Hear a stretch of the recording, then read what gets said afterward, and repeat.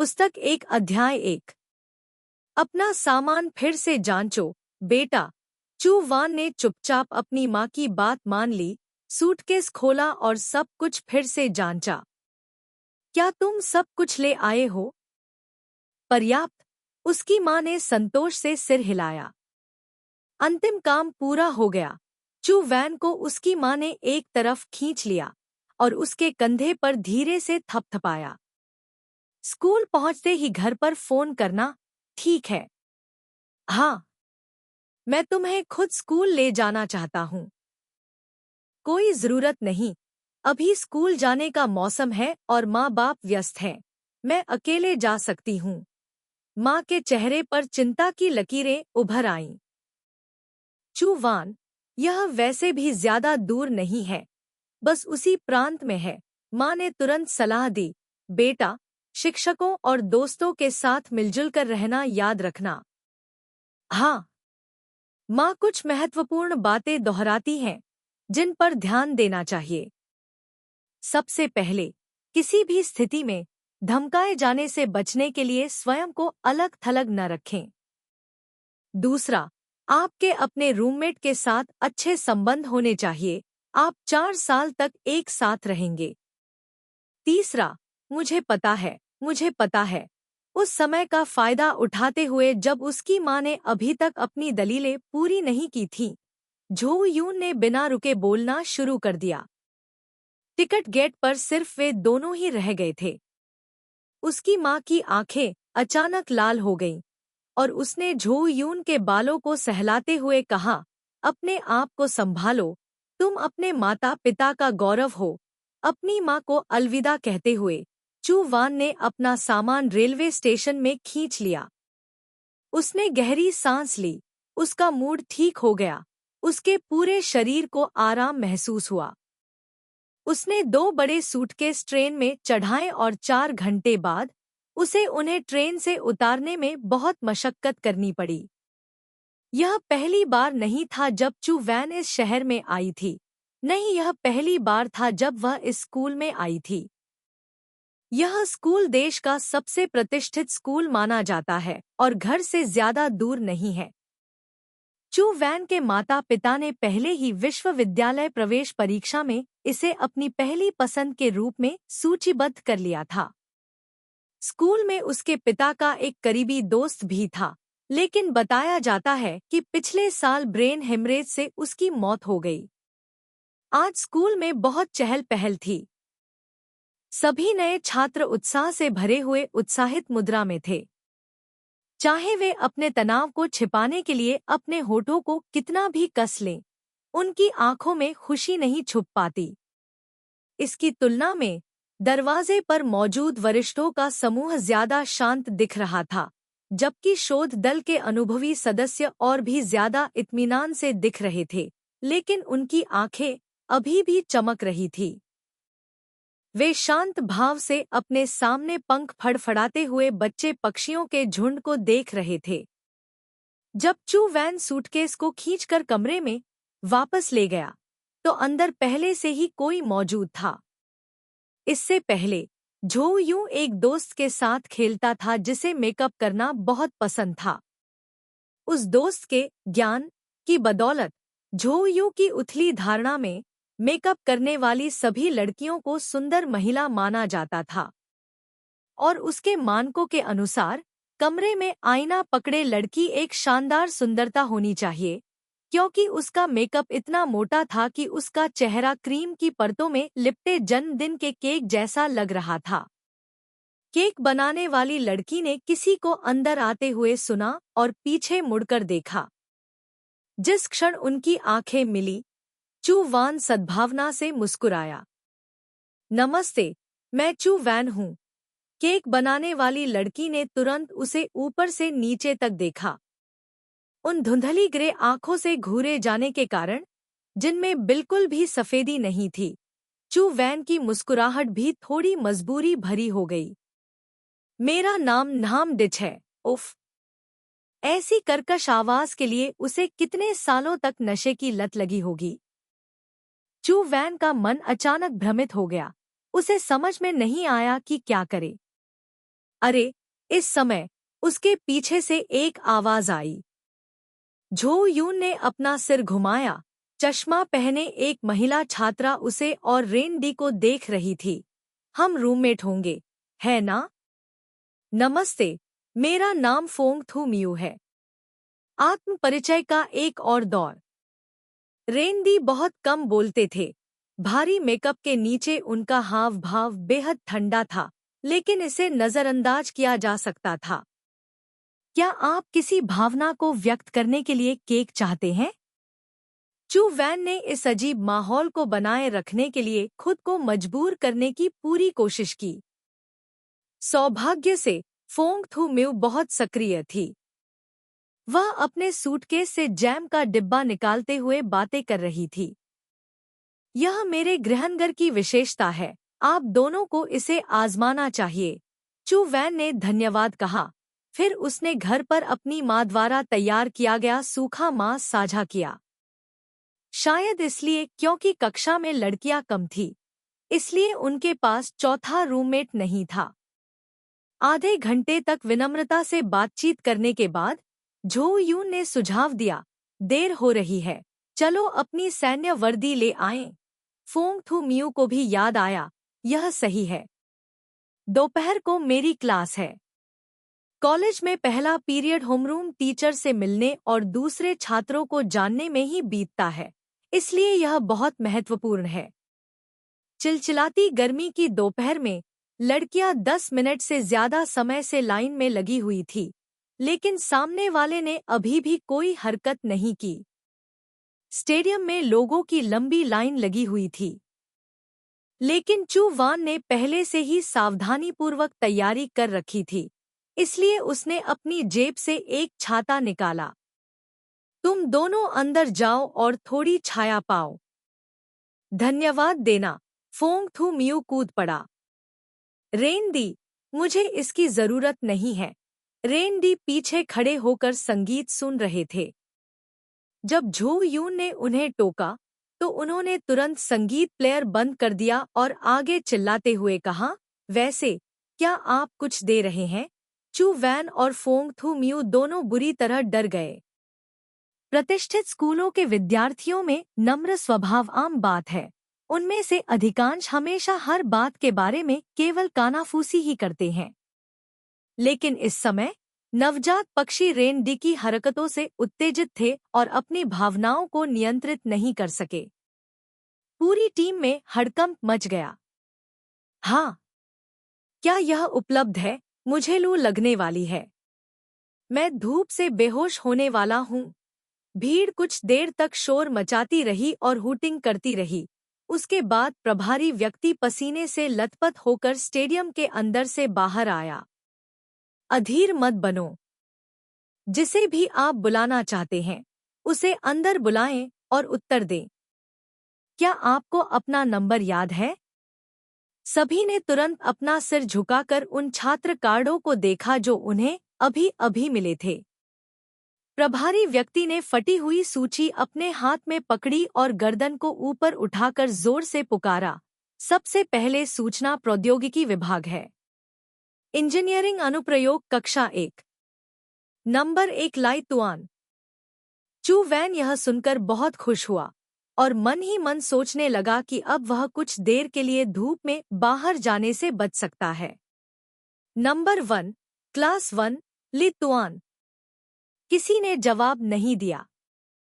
प्रभारी व्यक्ति ने भारी स्वर में कहा, ली शुन, क्या ली तुआन यहाँ है? क्या यह व्यक्ति वहाँ है? ली, यहाँ आओ। मुझे नहीं मालूम कि यह आवाज कहाँ से आई। चू वैन दंग रह गया। उसे लगा कि यह आवाज बहुत शुद्ध थी। यह आवाज बहुत स्पष्ट थी, लेकिन लंबे समय तक धूप में रहने के कारण यह थोड़ी सुस्त और थकी हुई लग रही थी। स्कूल प्रांगण की कड़ी धूप में उसकी आवाज ऊंची हो गई। जैसी कि उम्मीद थी, स्कूल अच्छा है, तो छात्र भी अच्छे हैं। चू वैन मन ही मन खुश हुआ, धीरे से अपना सिर घुमाया, फिर अचानक उसके दिल में झटका लगा। सभी हैरान हो उठे। उसके पदचिन्हों पर चलते हुए पंक्तियां 2 भागों में बंट गईं, जैसे मूसा ने समुद्र को 2 भागों में बांट दिया हो। जब स्टेडियम के दूसरे छोर पर उसकी आकृति गायब हो गई, तभी पक्षियों का झुंड जयकारे लगाने लगा। माँ, आप बहुत अच्छी हैं। कौन है वो? क्या हमारा स्कूल बाल रंगने की अनुमति देता है? ओह, क्या तुमने वह देखा? फोंग थू म्यू ने चू वैन को धक्का दिया। तुम्हारा पूरा सिर गोरा है, यह देखा। मैं इसे कैसे नहीं देख सकता? यह एक उच्च दबाव वाले प्रकाश बल्ब की तरह खड़ा है। चू वैन के माता पिता दोनों शिक्षक हैं, इसलिए जब वह छोटी थी तब से ही वह सभी प्रकार के छात्रों से मिल चुकी थी। लेकिन मामला चाहे कितना भी असाधारण क्यों न हो, उसने कभी किसी छात्र को अपने बालों को इतने चमकीले रंग से रंगते नहीं देखा था। चू वान ने चारों ओर देखा। हाई स्कूल की तुलना में कॉलेज में पढ़ाई अधिक निःशुल्क है और कई छात्र अपने बाल भी रंगवाते हैं। लेकिन पब्लिक स्कूल अभी भी रूढ़िवादी हैं, जिनमें सबसे आम भूरा और पीला रंग है और सबसे आम काला रंग है। सूरज की रोशनी में चमकने वाले सुनहरे बालों का रंग वाकई अनोखा है। आपका नाम क्या है? लाई तुआन। आपने इसे सुनहरे रंग में क्यों रंगा? क्या आप सूर्य बनने की कोशिश कर रहे हैं? वह कक्षा में अकेला ऐसा है जो इतना अलग दिखता है। क्या वह शर्मिंदा नहीं है? चू वैन ने शर्मिंदगी से सोचा। जबकि चू वैन विचारों में खोया हुआ था, ली तुआन ने पहले ही अपनी सैन्य वर्दी प्राप्त कर ली थी और बाहर चला गया था। सभी फिर से चुप हो गए, चुपके से उसके सिर की प्रशंसा करने लगे। उसने ग्रे रंग की सूती छोटी आस्तीन वाली टी-शर्ट पहन रखी थी, जिसकी आस्तीनें उसके कंधों तक चढ़ी हुई थी, क्योंकि बहुत गर्मी थी, जिससे उसकी भुजाओं की दृढ़ लेकिन पतली रेखाएं दिख रही थी, जो केवल युवा पुरुषों में ही पाई जाती थी। उसके कदम बहुत लंबे थे। वह बिना किसी का इंतजार किए तुरंत चला गया। जब वह चू वैन के पास से गुजरा, तो उसे पहली बार लगा कि वह काफी लंबा था, उसका चेहरा सुंदर था और वह बहुत थका हुआ लग रहा था। हाँ, एक खर्राटे ने उसके विचारों की श्रृंखला को बाधित किया। चू वान ने अपना सिर झुकाया और बान केम को अपनी बाहों को अपनी छाती के सामने क्रॉस किए हुए देखा। उसकी आंखें संकुचित हो गईं, क्योंकि वह शत्रुता से ली तुआन को देख रही थी। यह उनकी पहली अभिव्यक्ति थी जब से वे मिले थे। बाईं भौं को ऊपर उठाना, होठों के कोने को ऊपर उठाना, बगल की ओर देखना, इसे अस्थायी रूप से अवमानना की अभिव्यक्ति माना जा सकता है। यह भाव तब तक बना रहा जब तक कि लाई तुआन की आकृति दृष्टि से ओझल नहीं हो गई। फिर वह एक पल के लिए सोच में पड़ गई, फिर बहुत धीरे से लेकिन स्पष्ट रूप से 2 शब्द कहे, घमंडी। चू वान ने मन ही मन सोचा, ये दोनों लोग वाकई योग्य प्रतिद्वंद्वी थे। अपनी सैन्य वर्दी प्राप्त करने के बाद छात्रों का समूह एक एक करके शिक्षण भवन में गया। ओह, पुस्तकालय! फोंग थू म्यू ने चू वैन को खींचते हुए पास ही में एक इमारत की ओर इशारा किया। आम तौर पर स्कूल की लाइब्रेरी हमेशा स्कूल की सीखने की गतिविधि का प्रतिनिधित्व करने वाला प्रतीक होती है। फोंग थू म्यू ने वहां जाकर चारों ओर देखा। यह देखकर कि वह लोगों से भरा हुआ था, उसने उत्साह से कहा, इतने सारे लोग! महान! क्या वे नई पुस्तकें जारी कर रहे हैं? शिक्षण भवन के गलियारे नए विद्यार्थियों से भरे हुए थे, मानो कोई खाद्य बाजार हो। चू वैन के समूह ने आसानी से अपनी कक्षा ढूंढ ली और कोने में बैठ गए।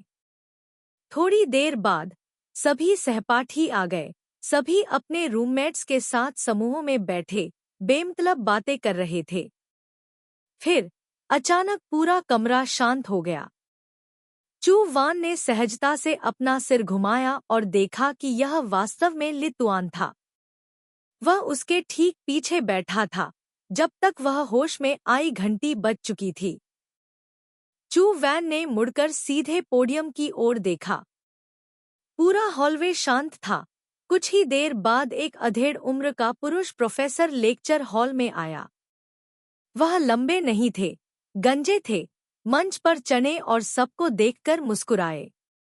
हेलो बच्चों, नीचे, कुछ लोगों ने जवाब दिया। नमस्ते, शिक्षक। प्रोफेसर ने अपने हाथ रगड़े। पहले मैं अपना परिचय दे दूं। मेरा नाम त्रुओंग दाई है। मैं एप्लाइड इंजीनियरिंग कक्षा 1 का होमरूम शिक्षक हूँ और आपका उन्नत गणित व्याख्याता भी हूँ।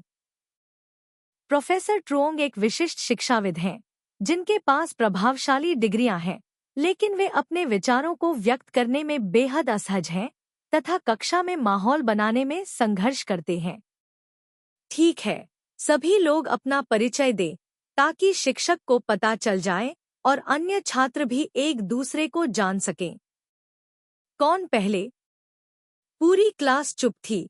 प्रोफेसर ट्रुओंग ने अपने माथे से पसीना पोंछा। तो अगर नहीं, तो चलो नंबर से चलते हैं।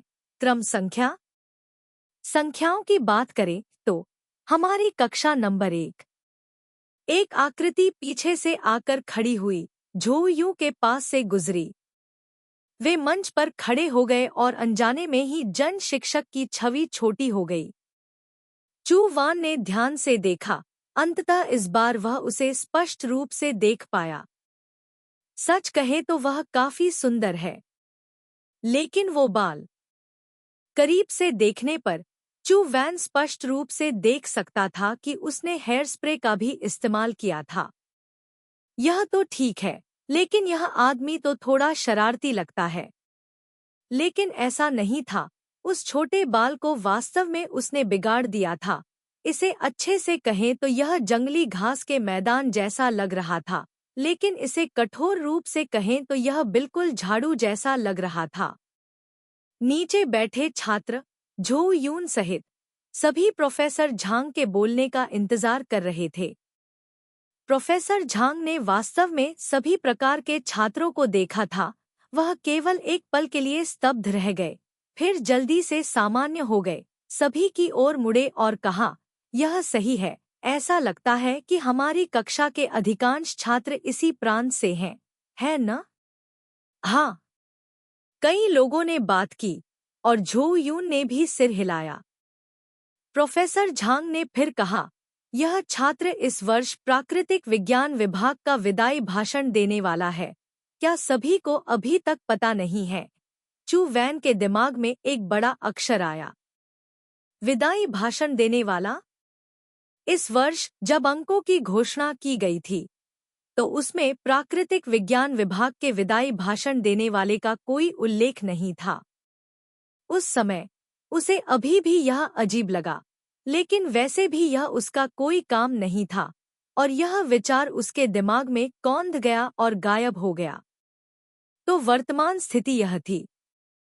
क्या देश के सभी प्रतियोगी स्मार्ट एक नाम के इस लड़के से हार गए? चू वैन को अपने पेट में मरोड़ महसूस हुआ। एक स्मार्ट का मतलब है ऐसे युवा लोग जो यूरोप, अमेरिका और जापान की पंख शैली को मिलाकर कपड़े पहनते हैं, मेकअप करते हैं और उनके बाल अजीबोगरीब और अजीब होते हैं। प्रोफेसर ट्रुओंग ने धीरे से ली तुआन की बाह थपथपाई। चलो, अपना थोड़ा परिचय दो। उसकी आंखों के चारों ओर काले घेरे स्पष्ट दिखाई दे रहे थे। एक नज़र डालने पर ही पता चल जाता था कि वह गंभीर रूप से नींद से वंचित है। प्रोफेसर ट्रुओंग के शब्दों ने भी अनिच्छा से उसे कुछ होश में ला दिया। मेरा नाम लितुआन है। यह फिर से वही स्पष्ट आवाज थी, न ऊंची न नीची, एकदम शांत, जैसे एक शांत आंगन में दो अच्छी लकड़ी के टुकड़ों के एक दूसरे से टकराने की आवाज। हर कोई उसके अगले शब्दों का इंतजार कर रहा था, लेकिन उसे लगा कि उसे कुछ नहीं सूझा कि क्या कहना है। होश में आने से पहले उसने एक पल सोचा और मजाकिया अंदाज में मुस्कुराया। इस साल का विदाई भाषण देने वाला, नीचे प्रांत के 10 से अधिक छात्र थे। सभी अपने दिल में एक ही शब्द कह रहे थे, हरी फलिया और पेनी वॉट। खंड 1 अध्याय 2। सच तो यह है कि लंबा चौड़ा लिखने की कोई जरूरत नहीं है, सिर्फ एक मजबूत संदेश देना ही काफी है। आत्म परिचय के एक दौर के बाद झो यून ने निष्कर्ष निकाला कि जिस व्यक्ति ने उस पर सबसे गहरी छाप छोड़ी थी, वह अभी भी नंबर 1 खिलाड़ी था। आप कैसा महसूस करते हैं? उसके बगल में फोंग थू म्यू ने धीमी आवाज में चू वैन से पूछा। क्या? वह लड़का ली तुआन, चू वैन ने सावधानी से टिप्पणी की, बहुत अनोखा। स्कूल उसे अपने बालों को इस रंग में रंगने की अनुमति देता है। फोंग थू म्यू ने भौहें सिकोड़ते हुए कहा, तुम पहले से ही वयस्क हो और अभी भी विद्रोही व्यवहार करने की कोशिश कर रहे हो। मेरी माँ ने हमेशा मुझे उन लड़कों के साथ घूमने से मना किया है जो अपने बाल रंगते हैं। तुम्हारी माँ बहुत अच्छी है, चू वान ने मन ही मन सोचा। अगर यह उसकी माँ होती तो छात्रों को इस तरह देखकर वह सीधे प्रिंसिपल को एक पत्र लिखती जिसमें छात्रों की भ्रष्ट जीवन शैली की आलोचना की जाती। चू वान ने ध्यान भटकाते हुए ली तुआन की ओर देखा। वह आलस से अपनी कुर्सी पर पीछे की ओर झुक गया, काफी नींद में लग रहा था। उसकी पलकें आधी बंद थी, यहाँ तक कि उसकी सांस भी धीमी चल रही थी। लेकिन ऐसा लगता है कि यह विलक्षण व्यक्ति जहाँ भी जाता है बहुत ध्यान आकर्षित करता है, खासकर इसलिए क्योंकि उसके पास वैलेडिक्टोरियन की उपाधि भी है। अपना परिचय देने के बाद ब्रेक का समय हो गया। कई सहपाठियों ने ली तुआन को घेर लिया। सभी ने विनम्रता से उससे बातचीत की और अधिक जानने की इच्छा जताई, लेकिन उसे कोई दिलचस्पी नहीं दिखी। रिंग रिंग रिंग, कक्षा के लिए घंटी बजी। फिर श्री ट्रोंग ने पुनः भाषण दिया, मोटे तौर पर पाठ्यक्रम में विशेष विषयों और भविष्य के रुझानों के साथ साथ वैज्ञानिक अनुसंधान विकास की दिशा का परिचय दिया। चू यून ने देखा कि फेंग शू मियाओ ने अपना परिचय देने के बाद तुरंत अपनी नोटबुक में कुछ लिखना शुरू कर दिया, कभी-कभी अपनी कलम रोककर भौहें सिकोड़ते हुए, खुद से बुदबुदाते हुए। ठीक है, मैं बस इतना ही कहूंगी। अंत में श्री ट्रोंग ने अपनी लंबी बातचीत समाप्त करते हुए कहा, अगले हम आज के अंतिम कार्य पर आगे बढ़ेंगे, कक्षा अधिकारियों का चुनाव। मुझे उम्मीद है कि आप में से जिनके पास विचार हैं, वे उत्साहपूर्वक भाग लेंगे। हम सबसे पहले कक्षा मॉनिटर स्थिति से चयन शुरू करेंगे। कौन सी सहपाठी? इस समय फोंग थू म्यू ने लिखना समाप्त कर दिया था, अपनी नोटबुक बंद कर दी थी और गंभीरता से अपना हाथ उठाया था। यह देखकर कि कोई इतनी जल्दी स्वेच्छा से आगे आया है, श्री ट्रोंग ने बिना कुछ छिपाए राहत की सांस ली। यह दोस्त फोंग थू म्यू है न? आइए, यहाँ ऊपर आइए। फोंग थू म्यू इत्मीनान से मंच तक गई, अपना गला साफ किया और कहा, सभी को नमस्कार, मेरा नाम फोंग थू म्यू है। अभी हर कोई मेरे बारे में ज्यादा नहीं जानता है, लेकिन यह ठीक है। हम भविष्य में लंबे समय तक एक साथ अध्ययन करेंगे, इसलिए हर कोई धीरे धीरे मुझे जान सकेगा। मैं आज सीधे मुद्दे पर आता हूँ, जो कि कक्षा अध्यक्ष के लिए मेरी उम्मीदवारी है। सबसे पहले मैं चुनाव लड़ने के अपने कारण और फायदे बताऊंगा। सबसे पहले, मैं हर किसी की सेवा करने के लिए तत्पर हूँ। दूसरा, मैं खुद को प्रशिक्षित करना चाहता हूँ। तीसरा, मेरे पास क्लास मॉनिटर के रूप में कई वर्षों का अनुभव है। चौथा, मुझ में विश्वास और दृढ़ता है। इसके बाद मैं क्लास मॉनिटर की स्थिति के बारे में अपनी समझ के बारे में विस्तार से बताऊंगी। झो यून की आंखें चौड़ी हो गईं। मुद्दे को पेश करने का यह परिचित तरीका वास्तव में उसकी माँ के तरीके जैसा ही था। चू यून अवचेतन रूप से सीधे आदरपूर्वक बैठ गया और लगभग 5 मिनट तक फोंग थू म्यू को दिल से बोलते हुए सुनता रहा। ऊपर कक्षा अध्यक्ष पद के लिए दौड़ने के बारे में मेरा भाषण है। मुझे उम्मीद है कि हर कोई मेरा समर्थन करेगा और मुझे विश्वास मत देगा धन्यवाद। होमरूम शिक्षक ने पहले ताली बजाई। सभी लोग होश में आए और जोर से ताली बजाने लगे। शिक्षक ट्रोंग, क्या कोई और है जो कक्षा अध्यक्ष के लिए चुनाव लड़ना चाहता है? फोंग थू म्यू को इतनी धारा प्रवाह तरीके से भाषण देते हुए सुनने के बाद, मानो वह किसी पाठ्यपुस्तक से पढ़ रहा हो, सभी का उत्साह खत्म हो गया। श्री ट्रोंग ने कई बार पूछा लेकिन किसी ने जवाब नहीं दिया। इसलिए फोंग थू म्यू ने आसानी से अपना काम संभाल लिया। क्लास के बाद मेरे ऑफिस में आ जाना, हो सके तो किसी दूसरे दोस्त के साथ, ताकि क्लास में बांटने के लिए कुछ जरूरी दस्तावेज वापस ले जा सकूं। टीचर ट्रोंग ने फोंग थू म्यू को निर्देश दिया। अपनी सीट पर लौटते हुए चू वैन ने उसे अंगूठा दिखाया। बहुत बढ़िया। धन्यवाद। फोंग थू म्यू ने शांति से कहा, यह सही है। क्या आप बाद में फ्री हैं? हाँ। क्या आप मेरे साथ शिक्षक के कार्यालय में आ सकते हैं? लगता है मुझे कुछ सामान लेना होगा। चू वान ने सिर हिलाया, जैसे उसे कुछ याद आ रहा हो। वह पीछे मुड़ा। जब से ली तुआन ने अपना परिचय दिया, नहाम बान केम को कक्षा समिति के चुनाव में कोई रुचि नहीं रही और वह अपना सिर झुकाए संगीत सुनता रहा। चू यून ने उसे हल्के से चिढ़ाया। तुम क्या कर रही हो? मैं बाद में फैंग शू मियाओ के साथ शिक्षक के कार्यालय जा रहा हूँ। क्या तुम मेरे साथ आना चाहती हो? रेन दी ने चू यून को उदासीनता से देखा। मैं क्या करने जा रहा हूँ? जब कक्षा समाप्त हो गई तो चू यून ने शिक्षण भवन के सामने फिर से रेन दी से पूछा, लेकिन फिर भी वही जवाब मिला। ठीक है, बस हम दोनों। फोंग थू म्यू ने धीमी आवाज में कहा, अगर वह नहीं चाहता है तो उसे मजबूर मत करो। अंत में चौराहे पर सभी अपने अपने रास्ते चले गए। चू वान ने नहाम दीज के शरीर को देखा। वह थोड़ा चिंतित महसूस कर रहा था। वह पहले दिन ही ऐसी थी, तो वे अगले 4 साल तक शांति से साथ कैसे रह सकते थे? चू वान और फोंग थू म्यू पूरी दोपहर व्यस्त रहे और बाद में केवल डिनर के लिए कैफेटेरिया गए। कमरे की ओर लौटते समय शांत गलियारे में उन्हें हल्का हल्का संगीत सुनाई दिया। ऐसा लग रहा था कि यह आवाज उनके कमरे से आ रही है। उसने बेडरूम का दरवाजा खोला और देखा कि रेन डी बिस्तर पर गिटार लिए बैठा है। ओह, तुम्हें गिटार बजाना आता है? झो यू ने चारों ओर घुमाया और द्विभाजन से पूछा। क्या दरवाजे पर एक जोर से दस्तक दी गई थी?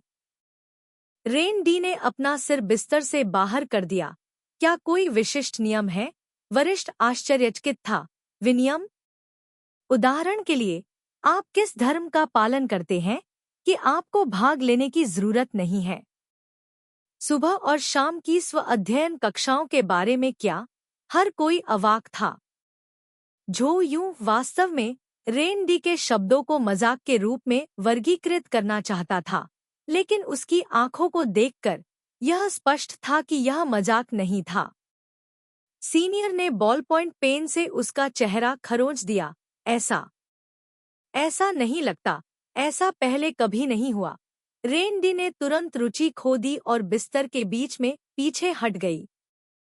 झो यू को अचानक थोड़ा अजीब लगा और उसने अपना सिर घुमाया। हमारा कमरा। आप किसी धर्म का पालन नहीं करते? झो यू दंग रह गई। क्या? सीनियर उसके सबसे करीब खड़ा था और उसके कॉलर की ओर इशारा किया। उसने अपना सिर नीचे करके देखा और पाया कि क्रॉस नेकलेस किसी समय उजागर हो गया था। ओह, यह। झो यून ने नेकलेस को वापस उसके कॉलर में डाल दिया। यह सिर्फ एक आभूषण है। सीनियर ने सिर हिलाया, फिर अगले कमरे में चली गई। सैन्य प्रशिक्षण शुरू हो चुका था। अगस्त का सूरज इतना गर्म था कि ऐसा लग रहा था कि यह लोगों को जला सकता है। इस साल मौसम बहुत खराब है, इतना गर्म कि मेरी आंखें धुंधली हो गईं। अभी सुबह ही हुई थी और छात्रों का समूह पसीने से लथपथ हो चुका था। यहाँ तक कि प्रशिक्षण अधिकारी भी इसे बर्दाश्त नहीं कर पा रहा था। टीमें एक पेड़ की छाया में चलती हैं और थोड़ी देर आराम करती हैं। सभी लोग सड़क के किनारे एक पंक्ति में बैठ गए। चू वैन इतनी धूप में झुलस गई थी कि उसकी आंखें चक्कर खा रही थी। जब फोंग थू म्यू उसके बगल में बैठी तो वह अचानक जाग गई। मैं बहुत थक गई हूँ। मुझे क्लास के लिए बहुत सारे दस्तावेज संशोधित करने हैं। फेंग शू मियाओ का चेहरा लाल हो गया था। उसकी आंखें इतनी गर्म थी कि वे खून से लथपथ थीं, और जब उसे एहसास हुआ कि उसका पानी खत्म हो गया है तो वह करा उठी। तुमने बहुत मेहनत की है, मुझे तुम्हारे लिए कुछ खरीदने दो। कोई जरूरत नहीं, कोई जरूरत नहीं। झो यून ने अपनी बोतल हिलाई। मैंने अभी अभी इसे पूरा पी लिया है। वेंडिंग मशीन परिवहन मशीनरी प्रयोगशाला भवन के पीछे स्थित थी। झो यून 2 बार घूमी और जब उसने देखने के लिए अपना सिर उठाया तो वह तुरंत रुक गई। ली जुन के चमकीले पीले बाल वास्तव में पहचानने में बहुत आसान थे। लगता है तुम भी पानी खरीदने और सिगरेट पीने आए हो। क्या मुझे वहां जाना चाहिए? ओह, मुझे भी नहीं पता कि उसका स्वागत कैसे करूं। चू वैन ने जाने से पहले उसके सिगरेट खत्म होने का इंतजार करने का फैसला किया। 3 या 4 मिनट बाद लाई तुआन ने अपनी सिगरेट बुझाई और वापस लौट आया। चू वैन जल्दी से रास्ते से हट गया, हमेशा उससे एक पेड़ के तने की दूरी बनाए रखते हुए। ली तुआन के जाने के बाद चू वैन पानी की मशीन के पास गई। जब उसने मिनरल वाटर की बोतल ली तो उसे एहसास हुआ कि उसका मुंह सूख गया है। चलते समय उसने बोतल का ढक्कन खोला। सुविधा के लिए प्रयोगशाला भवन की पहली मंजिल को खुला और चलने योग्य बनाया गया था। झो यून ने अंदर जाने के लिए एक शॉर्टकट लिया और जैसे ही वह अंदर गया उसने देखा कि ली शुन 1 दर्जन मीटर दूर खड़ा था और एक लड़की से बात कर रहा था। झो यून तुरंत एक तरफ हट गया। क्या मुझे आपका फोन नंबर मिल सकता है? दरअसल मैं उस दिन से ही आप पर ध्यान दे रहा हूँ। झो यून ने अभी भी पानी की बोतल का ढक्कन नहीं खोला था। मन ही मन विलाप कर रही थी कि ढक्कन इतना कसकर क्यों बंद है। क्षमा करें, मैंने अभी इस बारे में नहीं सोचा है। मुझे थोड़ा पानी पीने दो, मुझे पानी पीना है। माहौल शांत था। इस समय झो यून भी ढक्कन खोलने में सक्षम थी। उसने इसे एक ही घूंट में पी लिया। आखिरकार उसे ऐसा महसूस हुआ जैसे वह पुनर्जीवित हो गई हो। उसने बाहर देखा, लड़की पहले ही जा चुकी थी और ली शुन भी प्रशिक्षण मैदान में लौटने की तैयारी कर रहा था। नतीजतन इससे पहले कि वह 3 कदम आगे बढ़ पाता, एक और महिला छात्रा दौड़कर उसके ऊपर आ गई और झो यून फिर से कोने में छिपकर ही रह सका। मैंने तुम्हें स्कूल के पहले दिन देखा था। क्या मैं तुम्हारा फोन नंबर ले सकता हूँ? शब्द लगभग पहले जैसे ही थे। मुझे अपना फोन दो। चू वैन ने धीरे से सीमेंट की दीवार के कोने से अपना सिर बाहर निकाला। जैसी कि उम्मीद थी, यह लड़की अभी उससे कहीं ज्यादा खूबसूरत थी।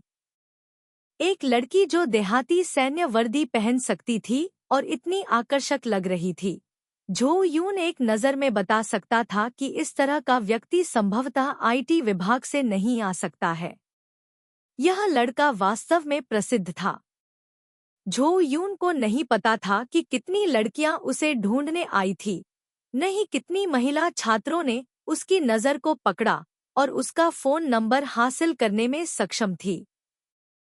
जब सैन्य पाठ्यक्रम आधा ही पूरा हुआ था तो उन्होंने पत्रकारिता विभाग में अपने वरिष्ठ को हर दिन अपने साथ कंधे से कंधा मिलाकर चलते देखा। लेकिन प्रशिक्षण सत्र के अंत में उस वरिष्ठ छात्र की जगह एक अन्य महिला छात्र ने ले ली, जो बारिश हो या धूप फिर भी लगातार उसके लिए आइस्ड सोया मिल्क लाती रही। दूसरी ओर सब कुछ झो यून की शुरुआती भविष्यवाणी के समान ही था। पहली बार जब उसकी सद्भावना का प्रतिदान नहीं मिला तो उसके अधिकांश सहपाठियों ने लाई तुआन के साथ दोस्ती करने का विचार त्याग दिया। झोउ यून ने भी उनकी अफवाहें और टिप्पणियां सुनी। झोउ यून को जो बात भावुक कर रही थी वह यह थी कि आखिरकार विश्वविद्यालय हाई स्कूल से अलग था, छात्र बहुत अधिक परिपक्व थे। अजनबियों का सामना करते समय भले ही वे असहज महसूस करते हों, अधिकांश लोग ऐसा व्यवहार करते हैं जैसे नदी का पानी कुएं के पानी में हस्तक्षेप नहीं करता, क्योंकि केवल उच्च बुद्धि वाले उत्कृष्ट छात्र ही अपने प्रतिद्वंद्वी के खिलाफ जाने से पहले उसकी पृष्ठभूमि की जांच करेंगे, है ना? यह बात तो कोई संत ही समझ सकता है। संक्षेप में, कठोर प्रशिक्षण से गुजरने के बाद आखिरकार सितंबर आ ही गया। स्कूल आधिकारिक तौर पर खुल गया। पुस्तक 1 अध्याय 3। फोंग थू मियू ने छात्रों की सूची पकड़ी और उपस्थिति लेने के लिए मंच पर खड़े हो गए। यह आश्चर्य की बात नहीं है कि नाम डित सहित कई आलसी अधिकारियों ने सुबह के स्व अध्ययन सत्र को छोड़ दिया। उसने हाजिरी भरी और रोना चाहती थी। कक्षा के प्रारंभिक या सायंकालीन स्व अध्ययन सत्रों में भागीदारी की दर की गणना सीधे कार्यकारी समिति के प्रदर्शन में की जाती है। फोंग थू म्यू के लिए, जो छात्र परिषद के अध्यक्ष पद के लिए प्रतिस्पर्धा करने की पूरी कोशिश कर रही थी, यह एक बहुत ही गंभीर मामला था। लेकिन इस कक्षा में बहुत सारे अजीब लोग थे। फोंग थू म्यू को पद संभाले हुए सिर्फ 3 दिन ही हुए थे और उसके चेहरे पर पहले से ही दाग धब्बे होने लगे थे। चू वैन को छोड़कर किसी ने भी पोडियम पर लगे क्लास मॉनिटर पर ध्यान नहीं दिया, सभी पढ़ाई में डूबे हुए थे। खास तौर पर यह कि उन्नत गणित कक्षा के उप प्रमुख गो मानहंग कोने में बैठे हुए वास्तव में अपना चेहरा किताब में घुसाने वाले थे। चू वान को यह वाकई अजीब लगा। वर्तमान में हमारे पास उन्नत गणित का केवल एक सत्र था और प्रोफेसर ट्रोंग ने उस सत्र में केवल 3 मुख्य बिंदुओं पर बात की। उन्नत गणित क्या है? उन्नत गणित के लिए क्या आवश्यक है? और उन्नत गणित का अच्छा अध्ययन कैसे करें? लेकिन पीछे मुड़कर देखें तो अच्छे छात्रों के लिए अपने लिए उच्च मानक निर्धारित करना सामान्य बात है। उनके लिए अपने पाठों को पहले से तैयार करना कोई बुरी बात नहीं है। इसलिए चू वैन ने गंभीर होने का नाटक किया और किताब खोलकर पढ़ने लगा। दोपहर के भोजन के बाद फोंग थू म्यू एक बैठक में चला गया। नाम दीज अभी भी गायब था। पूरे छात्रावास में केवल चू वैन ही रह गया था। कमरा इतना शांत था, इतना शांत कि वह थोड़ी देर धूप में लेटी रही और जब वह जागी तो उसे एहसास हुआ कि उसे अपने होमरूम शिक्षक की उन्नत गणित की कक्षा के लिए देर हो चुकी है। झोउ यून पागलों की तरह भाग रही थी। उसके बाल एक ऐसे मुर्गे की तरह बिखरे हुए थे जो अभी अभी अंडे से निकला था। वह अपने दिल में प्रार्थना कर रही थी कि उसे निश्चित रूप से उपस्थिति दर्ज नहीं करानी पड़ेगी। व्याख्यान कक्ष में प्रोफेसर झांग इंटीग्रल और डिफरेंशियल कैलकुलस का परिचय दे रहे थे। झोउ यू बिजली की तरह फुर्तीले थे, उस पल का फायदा उठाते हुए जब शिक्षक ने अपना सिर ब्लैकबोर्ड की ओर घुमाया। वह पीछे के दरवाजे से चुपके से अंदर घुस गए, जो कि आखिरी पंक्ति के कोने में बैठा था। वह हांफते हुए अपने बगल में बैठी सहपाठी से पूछ रही थी, स्कोर स्कोर स्कोर। अभी नहीं, यह आवाज। झोउ यू ने अपने उलझे हुए बालों को एक तरफ किया। यह ली शुन था। जब वह लेक्चर हॉल में दाखिल हुई तो उसका सिर नीचे होने के कारण वह उसे स्पष्ट रूप से नहीं देख पाई। धन्यवाद। ली शुन चुप हो गई।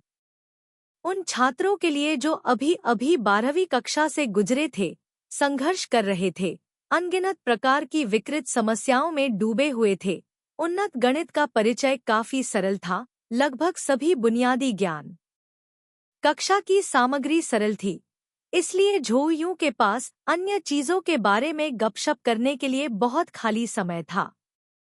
उदाहरण के लिए, उसने पाया कि इस समय उसके बगल में बैठा व्यक्ति बहुत ही चौकन्ना था, लेकिन उसका ध्यान पोडियम पर बैठे प्रोफेसर झांग पर नहीं था।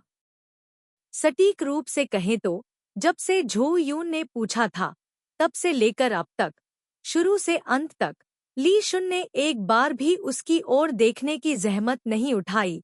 उसका सारा ध्यान उसकी गोद में रखे 11-12 इंच के लैपटॉप पर केंद्रित था। झो यून ने उसे स्पष्ट रूप से देखा। उसे समझ में नहीं आया कि वह क्या कर रहा है। केवल कीबोर्ड के लगातार बजने की आवाज ही सुनाई दे रही थी। उसकी टाइपिंग की गति बेहद तेज थी। क्या मुझे अतिरिक्त गद्दे की आवश्यकता है? चू वान ने खुद से कहा। आप बिना किसी की ओर ध्यान दिए इस तरह से काम कर रहे हैं, पकड़े जाना आसान है। ऊपर श्री ट्रोंग ने अभी विषय के डिप्टी को एक प्रश्न का उत्तर देने के लिए बुलाया है। शायद इसलिए कि ngो मान हंग ने सुबह बहुत मेहनत से पढ़ाई की थी। दोपहर में वह इतना सुस्त था। जब उसे बुलाया गया तो वह इतना घबरा गया कि वह अब और स्पष्ट रूप से बोल नहीं पा रहा था। वह वह वह ngो मान हंग का चेहरा लाल हो गया था। वह किताब को घूर रहा था, अपना सिर ऊपर उठाने में असमर्थ था। मौन के इन कुछ सेकंडों के दौरान पीछे की पंक्ति में तेजी से टाइप करने की आवाज और तेज हो गई। पूरी क्लास पलटकर देखने लगी, इसलिए चू वान के पास उन्हें याद दिलाने के लिए गला साफ करने के अलावा कोई विकल्प नहीं था। लेकिन इसका कोई असर नहीं हुआ। वेलेडिक्टोरियन लाई स्पष्टता गहन ध्यान की अवस्था में प्रवेश कर चुके थे। फिर शायद किसी बाधा का सामना करते हुए ली तुआन ने थोड़ा सा मुंह सिकोड़ा, फिर और भी जोर से खटखटाया। ngो माना हंग अभी भी वहीं अकड़ रहा था, इसलिए मिस्टर ट्रोंग ने तुरंत कहा, इतना घबराओ मत। तुम्हें खड़े होकर जवाब देने के लिए बुलाना सिर्फ क्लास में सीखने का माहौल बनाने के लिए है। यही बात सभी पर लागू होती है। दोपहर की कक्षाएं बहुत नींद लाने वाली होती हैं। धैर्य रखें। वह एक पल के लिए रुका और पीछे देखा तो ली जुन, खड़े हो जाओ और जवाब देने की कोशिश करो। जिस व्यक्ति का नाम पुकारा गया था, उसने बिल्कुल भी प्रतिक्रिया नहीं की। झो यून हिचकिचा रहा था कि उसे फिर से याद दिलाए या नहीं। जब दूसरी तरफ बैठा सहपाठी ली जुन बोला, अरे, मैं तुम्हें बुला रहा हूँ। उसने चुपके से ली जुन को टेबल के नीचे लात मारी। तभी ली जुन ने अपना सिर उठाया। दूसरे सहपाठी ने उसे इतनी तेजी से जानकारी दी कि केवल आखिरी 2 पंक्तियां ही सुन सकती थी। पाठ 2 का छठा प्रश्न, मिश्रित फलों का समाकलन। किताब हमेशा खुली रहती थी। ली शुन ने नीचे देखा। दूसरे सहपाठी ने धीमी आवाज में बोलना जारी रखा, बाहर से अंदर की ओर गणना करें। ली शुन ने लैपटॉप नीचे जमीन पर रख दिया और खड़ा हो गया। जैसे ही वह खड़ा हुआ, चारों ओर एक सुगंध फैल गई। झो यून ने एक गहरी सांस ली। क्या यह शॉवर जेल की गंध है? Y2U, UV2, V-SIN-W, W3X। यह पुदीने की गंध लगती है। बिल्कुल, बैठ जाओ। अध्यापक ट्रोंग संतुष्ट हो गया। विषय डिप्टी की गर्दन लाल हो गई। जैसे ही ली तुआन बैठा, उसके बगल में बैठा सहपाठी उत्साह से उसकी प्रशंसा करने लगा। तुम बहुत तेज हो। यह सहपाठी काओ किएन होंग था। सैन्य स्कूल के दौरान चू वान उनसे काफी प्रभावित थे। उस समय फोंग थू म्यू सभी प्रकार की चीजों में उलझी हुई थी। वह वास्तव में यह सब अकेले नहीं कर सकती थी, इसलिए उसने अपने सहपाठियों से मदद मांगी। काओ किएन होंग ने उसकी कई बार मदद की। वह एक खुले विचारों वाला और उदार लड़का था, जो अपने सहपाठियों के बीच बहुत लोकप्रिय था। ली शुन की सोच की श्रृंखला अभी शिक्षक झांग के प्रश्न से बाधित हुई थी और उसे जारी रखने का मूड नहीं था, इसलिए उसने अपना लैपटॉप बंद कर दिया और अपने बगल में बैठे गाओ जियानहोंग से बात करने लगा। घंटी बजी।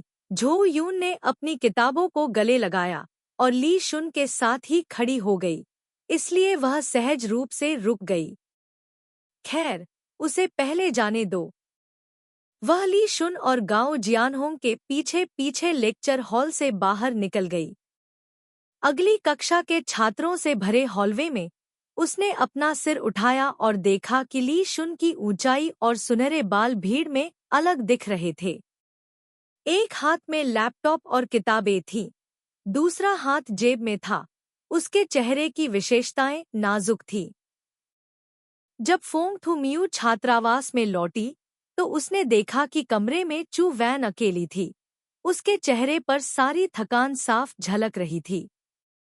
क्या हुआ? फोंग थू मियू फिर चू वैन के बगल में बैठने के लिए एक कुर्सी ले आई। मैं बहुत ऊब गया हूँ। फेंग शू मियाओ ने झोयू की बाह को गले लगाया और शिकायत की। वे सभी अकेले पढ़ना पसंद नहीं करते, तो वे इस स्कूल में कैसे आ गए? इतना उत्साहित मत हो। मैं उत्साहित क्यों नहीं हो सकता? मेरी कक्षा की उपस्थिति की आवृत्ति को देखो, मैं लगभग समाप्त हो गया हूँ। फेंग शू मियाओ ने गुस्से में अपनी भावनाओं को व्यक्त किया जब तक कि उसकी आवाज कर्कश नहीं हो गई। चू वान ने फिर उसके लिए एक योजना सोची। तुम श्री ट्रोंग को यह बात स्पष्ट रूप से क्यों नहीं समझाती? क्या यह मददगार होगा? तो फिर मुझे पहले उनसे मिलकर बात करने दो। आखिरकार वह एक प्रोफेसर है, इसलिए उसका खतरा निश्चित रूप से आपसे अधिक होगा। उचित। फोंग थू म्यू अधीर थी। उसने तुरंत कुर्सी उठाई और उसे वापस अपनी मूल जगह पर रख दिया। सेल फोन अचानक कंपन हुआ। चू वान ने इसे देखने के लिए बाहर निकाला। यह उसकी माँ का फोन था। उसने फोन लिया और कमरे से बाहर निकल गई तथा कॉल का जवाब देने के लिए दालान के अंत में बालकनी में चली गई। माँ ने हमेशा की तरह फिर भी पूछा, क्या तुम पढ़ाई को लेकर तनाव में हो? नहीं, माँ, अभी तो पढ़ाई शुरू हुई है। शिक्षक कैसे हैं? वे सभी बहुत अच्छे हैं। तुम्हें प्रोफेसरों की बात माननी चाहिए। माँ को परेशान मत करो। अब तुम बड़े हो गए हो। क्या तुम्हें नहीं पता कि मैं अच्छा हूँ या नहीं? माँ फोन पर धीरे से हंसी। मुझे पता है, मुझे पता है। तुम हमेशा से मेरा गौरव रहे हो। ओह ठीक है, आपके सहपाठियों के बारे में क्या? ओह। चू यून ने दो लोगों, क्रीम केक गर्ल और येलो फर बीस्ट के बारे में सोचा। उन सभी का व्यक्तित्व है। व्यक्तित्व? चू यून को डर था कि उसकी माँ बकवास करना जारी रखेगी, इसलिए उसने विषय बदल दिया। ओह ठीक है, कक्षा अध्यक्ष मेरे साथ एक ही कमरे में है। वह बहुत प्यारी लड़की है, माँ। जैसी कि उम्मीद थी, उसकी माँ को एक नई दिशा में ले जाया गया। फिर आपको उसके साथ मिलकर काम करना होगा। चू यून ने अपनी माँ को छात्र संघ अध्यक्ष के पद के लिए आवेदन करने के बारे में चिंतित फेंग शू मियाओ की कहानी सुनाई, लेकिन उसने तोड़फोड़ में सीधे तौर पर शामिल पात्रों का उल्लेख नहीं किया। आपको उसकी मदद करनी होगी। सुनकर माँ बोली, वह अच्छा बच्चा है। अगर तुम्हें क्षमता है, तो उसकी मदद करने की पूरी कोशिश करो। स्कूल शुरू होते ही स्व अध्ययन का समय छोड़ने की यह पूरी बात कहाँ से आई? यह बहुत अजीब है। हाँ, उसकी माँ अभी भी गंभीर थी। कई छात्र हाई स्कूल स्नातक परीक्षा को अंतिम लक्ष्य मानते हैं। यह एक बहुत ही गलत अवधारणा है। कॉलेज वास्तव में सीखने का स्थान है, न कि अंतिम बिंदु। यहाँ तक कि बाद में आपको मिलने वाले प्रमाण पत्र भी सब कुछ नहीं होते, इसलिए आप बिल्कुल भी लापरवाह नहीं हो सकते, ठीक है? हाँ, ऐसा लग रहा था कि बातचीत किसी दूसरे लंबे विषय पर आ गई थी। झो यून ने फोन पकड़ते हुए हाथ बदल लिया। 20 मिनट तक उसकी माँ ने ताबड़तोड़ गोलियां चलाईं। उसके बाद वह इस नतीजे पर पहुंची, ठीक है, हालांकि माँ ने कहा था कि गंभीरता से पढ़ाई करना बहुत जरूरी है, लेकिन तुम्हें पढ़ाई को मनोरंजन के साथ जोड़ने पर भी ध्यान देना होगा। तुम्हें बाहर जाकर अधिक खेलना चाहिए। हर समय अपने कमरे में मत रहो। हाँ, झो यून अलविदा कहने ही वाली थी कि उसकी माँ फिर बोली, इसके अलावा तुम अभी भी बहुत छोटी हो, तुम्हारा समाज से कोई संपर्क नहीं है, जीवन के प्रति तुम्हारा दृष्टिकोण परिपक्व नहीं है, तो तुम अज्ञानता के कारण बिल्कुल अंधे नहीं हो सकते और असभ्यता को अपना व्यक्तित्व नहीं मान सकते, समझे? यह सोचना कि सिर्फ एक वाक्य तुम्हारी माँ के व्याख्यान को विचलित कर सकता है, ऐसा लगता है कि तुम बहुत भोले हो। जैसे ही तुमने फोन रखा, झो यूं फेंग शू मियाओ से टकरा गया जो अभी अभी लौटा था। चू वैन को टीचर ट्रुओंग को अपनी प्रस्तुति के परिणामों के बारे में बताते हुए उसे बहुत पसीना आ रहा था।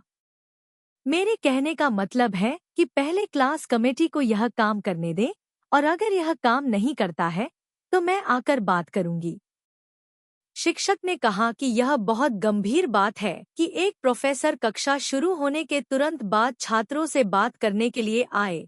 झो यून ने सिर हिलाया, फिर फेंग शू मियाओ की उम्मीद भरी अभिव्यक्ति देखी। फेंग शू मियाओ ने झो यून की बाह को धीरे से खींचा, मुझे बचाओ। झो यून के पास अपनी माँ की सलाह का पालन करने के अलावा कोई विकल्प नहीं था और उसने कहा, ठीक है, लेकिन आप मुझे किससे बात करना चाहते हैं? फेंग शू मियाओ, सबसे मुश्किल वे दो हैं। मुझे उन दोनों से बात करनी है। चू वैन को पसीना आ गया। तो आप एक व्यक्ति को चुनें। रेन दी। फोंग थू म्यू ने गहरी सांस ली। ठीक है, तो मैं ली तुआन को ढूंढने जाऊंगा। उसने झो यूं से फिर फुसफुसाकर कहा, मैंने अभी अभी रेन दी को जिम में देखा। झो यूं ने जिम की ओर देखा। आसमान धीरे धीरे काला होता जा रहा था। दूर दूर तक जिम बिल्कुल काला दिखाई दे रहा था, जैसे कोई क्रूर जानवर मुंह खोले किसी को निगलने वाला हो। चलो चलते हैं, देखते हैं। झो यूं ने नीचे से 2 कप दूध वाली चाय खरीदी, बाद में बातचीत करते समय इसका इस्तेमाल करने की तैयारी में। आज की कक्षा समाप्त हो चुकी थी। छात्रों का समूह स्कूल से निकलकर लिविंग एरिया की ओर बढ़ रहा था। केवल झो यून सीमेंट की सड़क पर उनके विपरीत दिशा में चल रहा था।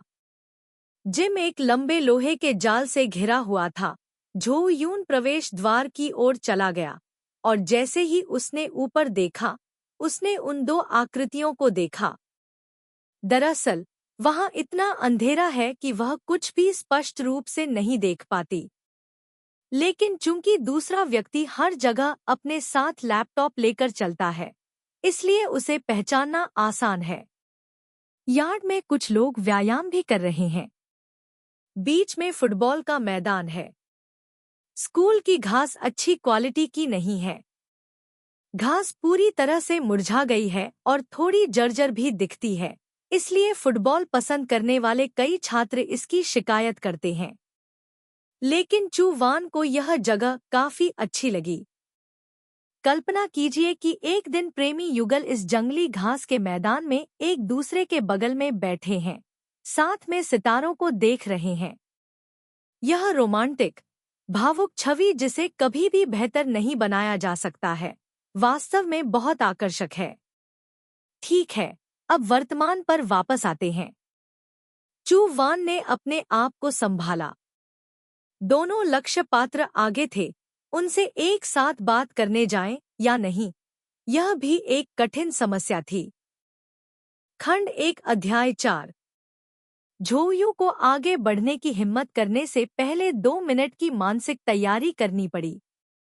इस समय नहाम दीच वापस बाहर की ओर मुड़ी। दोनों एक दूसरे के सामने थे।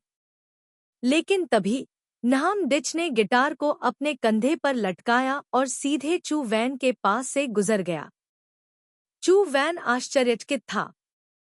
क्या ऐसा हो सकता है कि बहुत अंधेरा था और वह उसे देख नहीं पाया? रेन दी। उसने रेन दी को वापस बुलाने की कोशिश की, लेकिन उसका ध्यान पूरी तरह से भटक गया था। उसने अंधेरे कोने में खड़ी छोटी इंजन वाली मोटरसाइकिल ली, फिर उस पर चढ़ गई और बिजली की तरह भाग गई। ओह, यह कितना अजीब था।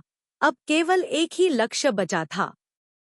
अपने दिल की गहराई से झो यूं वास्तव में पीछे मुड़कर भागना चाहती थी, लेकिन फेंग शू मियाओ की घुटी हुई आवाज और अपनी माँ के दयालु शब्दों को याद करते हुए कुछ मिनटों तक वहां खड़े रहने के बाद उसने इस मिशन को जारी रखने का फैसला किया। हेलो। इस बार लीक सुन अब अपनी दुनिया में डूबा नहीं था, और जब उसने उसकी आवाज सुनी तो उसने देखा। उसने अपनी आंखें थोड़ी सी ऊपर उठाईं, उसके माथे पर कुछ हल्की झुर्रियां दिखाई दी। उसका चेहरा और बाल कंप्यूटर स्क्रीन की ठंडी रोशनी में नहा रहे थे। अब उसे पछतावा हो रहा था। अफसोस, अफसोस, बहुत अफसोस। उसे तुरंत अपने कमरे में वापस जाना चाहिए था और खुशी-खुशी उन 2 कप दूध वाली चाय का आनंद लेना चाहिए था। क्या बात है? ली शुन ने पूछा। झो यून का पेट उखड़ गया, इसलिए उसे पहले अपना परिचय देना पड़ा। ओह, नमस्ते, मेरा नाम झो यून है, हम दोस्त हैं। क्या बात है? झो यून ने अभी भी अपना उत्साह बनाए रखने की कोशिश की। यह इस तरह है, हाल ही में स्कूल में उपस्थिति स्कोर, सुबह और देर से स्व अध्ययन के घंटों की समीक्षा की गई है। ली शुन ने अपना सिर नीचे किया और कीबोर्ड पर टाइप करना जारी रखा। क्या आप किसी को वाक्य पूरा करते हुए धैर्यपूर्वक सुन सकते हैं? झो यून ने एक सांस में बोलना जारी रखा, क्योंकि स्कूल अभी अभी शुरू हुआ है, शिक्षक बहुत सख्त हैं, और क्लास मॉनिटर भी अभी बहुत चिंतित है। वह तुम लोगों को उजागर नहीं करना चाहता है, इसलिए वह हमेशा तुम्हारे लिए कवर करता है, और जब रोल कॉल किया जाता है तो वह हमेशा हाँ कहता है। लेकिन अगर अचानक उसके सामने कुछ प्रकट हुआ और उसकी बातें बीच में ही रुक गईं। ली तुआन अभी भी घास पर बैठा था। एक हाथ से उसने लैपटॉप पकड़ा हुआ था और दूसरे हाथ से वह अपनी जेब से सिगरेट निकालकर जला रहा था। उसने झो यूं से कहने से पहले धुआं छोड़ा, ले लो, हो, ले लो। झो यूं के पास दूध वाली चाय के 2 कप एक तरफ रखने और अपने कंप्यूटर को दोनों हाथों से सहारा देने के अलावा कोई विकल्प नहीं था। स्क्रीन पर एक कंपाइलर, एक प्रदर्शित होता है। एक कंपाइलर, जिसे अनुवाद सॉफ्टवेयर के रूप में भी जाना जाता है।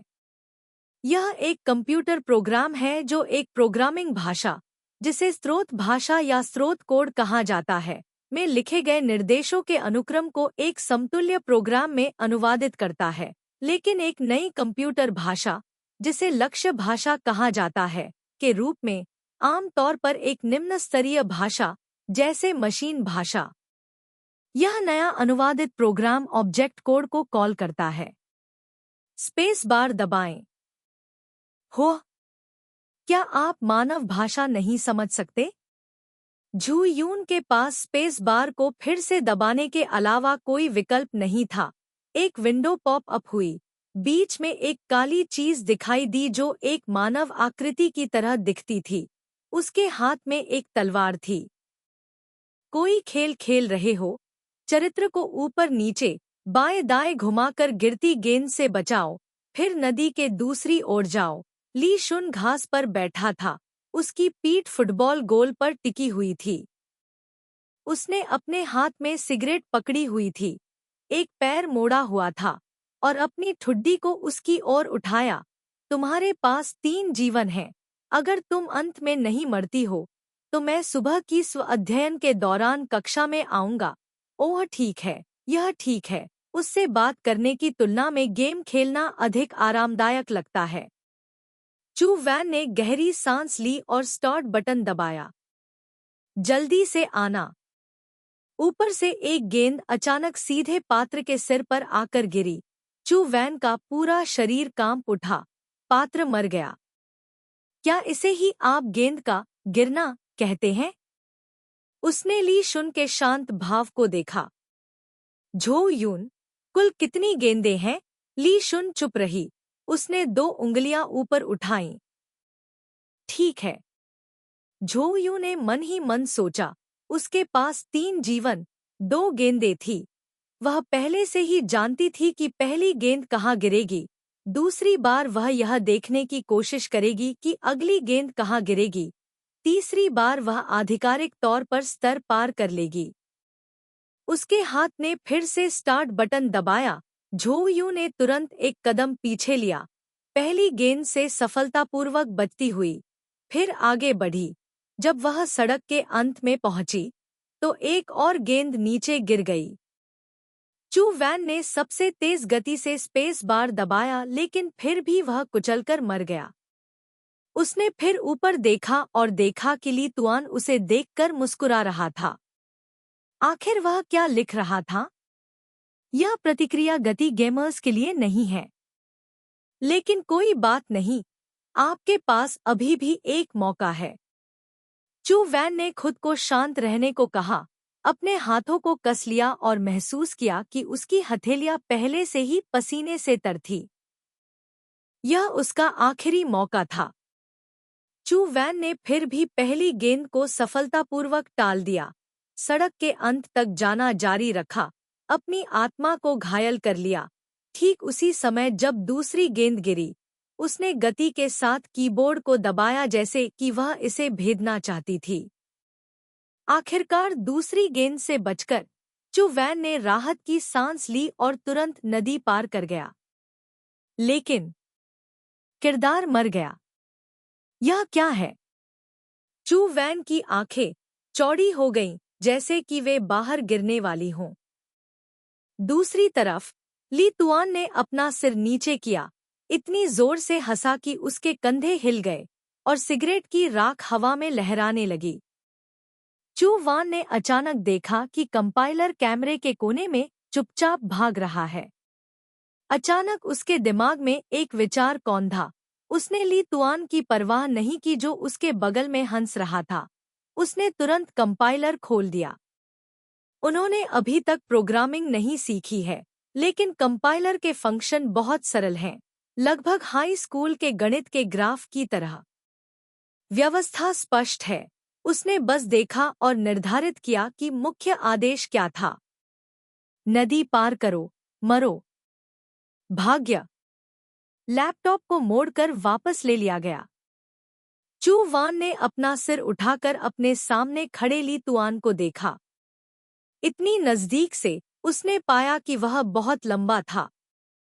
लेकिन वह लंबा था या नहीं, इससे कोई लेना देना नहीं था। यह तरकीब। झोउ यू ने एक पल सोचा और फिर सावधानी से कहा, तुमने जो तरकीब लिखी है उसमें कुछ अनुचित लगता है। ली शुन ने जवाब नहीं दिया, बस अपनी पैंट से धूल झाड़ने में व्यस्त रहा। झोउ यू ने मुस्कुराने की कोशिश की, गेंद लगने से तुम मर जाओगे और नदी पार करने से भी तुम मर जाओगे। क्या तुमने इसे गलत लिखा है? नहीं। वह अभी भी अपना सिर झुकाए हुए था। उसके मुंह में एक सिगरेट थी। उसकी आवाज थोड़ी कर्कश थी। झोउ यून, तो फिर चाहे तुम कैसे भी खेलो, तुम मरोगे। यह सही है। झोउ यून ने सावधानी से अपने शब्दों का चयन किया। क्या यह खेल हारने वाला खेल है? हाँ। तो फिर तुमने मुझे खेलने के लिए क्यों कहा? क्योंकि मैं तुम्हें पसंद नहीं करता। यह क्या बकवास है? चू वान को अब भी लगा कि उसने गलत सुना है। क्या? क्योंकि मैं तुम्हें पसंद नहीं करता। मंदारिन का उच्चारण बहुत अच्छा था और आवाज भी सुनने में बहुत अच्छी थी।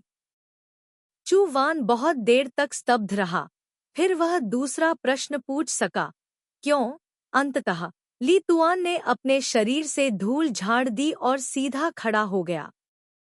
चू वैन को लगा कि अगर वह इस समय भी उसकी चिकनी त्वचा पर ध्यान दे रही है, तो शायद वह दुनिया में अकेली है। उसने उसकी ओर देखा, अपने होठों के कोने से सिगरेट निकाली और शांति से कहा, तुम बहुत नकली हो। उत्तरी हवा जोर से चल रही थी। चू वैन लाइब्रेरी में गया। कोई किताब नहीं पढ़ रहा था, बल्कि आसपास के नज़ारे को निहार रहा था। स्कूल के पहले दिन उसे लाइब्रेरी बहुत हवादार लगी। गर्मियों की रातों में ऊपरी मंजिल अभी भी खुली रहती थी और कोई भी इसके माध्यम से सीधे छत पर जा सकता था। पुस्तकालय में 6 मंजिलें थी और ऊपरी मंजिल पर कोई रेलिंग नहीं थी। नीचे बैठकर कोई भी व्यक्ति दूर से चौक में फव्वारा देख सकता था। बहुत खुला दृश्य। जब वह छोटी थी तो उसकी माँ ने उसे बताया था कि जब उसका मूड खराब हो तो उसे एक खुली जगह पर जाकर गहरी सांस लेनी चाहिए। उस समय उसका दिमाग साफ हो जाएगा और उसे अब उन तुच्छ चीजों के बारे में सोचने की जरूरत नहीं होगी। चू वैन ने दूर तक देखा, गहरी सांस ली, लेकिन उसे सिर्फ छत के कोने से पेंट की गंध आ रही थी। खांसी, खांसी, खांसी। भूल जाओ। चू वान जमीन पर बैठ गया, दूध से भरे एक कप में स्ट्रॉ डाला और चाय पीने लगा। अपना आधा ड्रिंक पीते हुए उसने अचानक अपने पीछे एक तेज और स्पष्ट आवाज सुनी।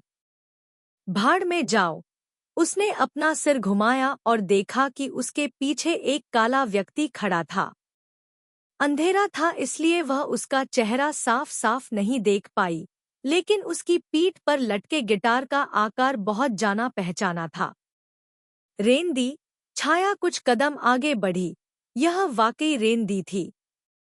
झो यूं झुक गया और उसकी तरफ से चला गया। यहाँ प्राकृतिक हवा है। बहुत लंबे समय तक एयर कंडीशनर में बैठकर ताजा हवा अभी भी बेहतर है। दूध की चाय का कप तो बर्फ पिघल गई थी। आखिरकार नहामदीच ने दूध वाली चाय का प्याला उठाया। रात के अंधेरे में उसने एक गाना बजाया। चू वैन संगीत से बहुत परिचित नहीं था और नहमदीच ने अभी अभी वाद्य बजाना सीखना शुरू किया था, इसलिए वह इसे ठीक से नहीं बजा सकता था। हालांकि किसी कारण से चू वैन ने कुछ देर तक सुनने के बाद गोल्डन फिड बीस्ट से परेशान उसका मूड धीरे धीरे ठीक हो गया। संगीत में वाकई जादुई शक्ति होती है। रेन डी के अभ्यास समाप्त करने के बाद झो यून को फेंग शू मियाओ के निर्देश याद आए। ओह हना, तुम सुबह की सेल्फ स्टडी में क्यों नहीं आए? रेन डी ने अपना सिर हिलाया। नहीं, मैं व्यस्त हूँ। क्या तुम हर दिन व्यस्त रहते हो? हाँ। क्या बात है? तुम्हें इसकी परवाह क्यों है? रेन डी ने अपना सिर घुमाकर उसकी ओर देखा। अगर मैं सुबह की स्व अध्ययन कक्षा में नहीं जाऊंगा तो इसका तुम पर क्या प्रभाव पड़ेगा? नहीं, नहीं, तुमने गलत समझा। मेरा यह मतलब नहीं था। यह सिर्फ इतना है कि फेंग शू मियाओ की जिम्मेदारी सरल नहीं है। अगर वह अक्सर कक्षा छोड़ती है। मैंने अपना हाथ नहीं उठाया। हना, जब मैंने पहली बार उसे क्लास मॉनिटर के रूप में चुना था तो मैंने अपना हाथ नहीं उठाया था। झो यूं एक पल के लिए झिझका और फिर पूछा, आपको फेंग शू मियाओ पसंद नहीं है? समस्या वह नहीं है, लेकिन वह व्यक्ति जो भी हो, मैं उसे नहीं चुनूंगा। क्यों? रेन डी ने झो यू को ऐसे भाव से देखा जैसे वह आसमान से गिरी हो। मेरी देखभाल करने के लिए किसी को चुनना? क्या मैं बीमार हूँ? जब से मैं छोटा था मैंने कभी इस तरह की चीजें नहीं चुनी। नहामदीच ने व्यंग्यात्मक लहजे में कहा, लेकिन किसी को परवाह नहीं है कि मैं चुनने के लिए अपना हाथ उठाता हूँ या नहीं।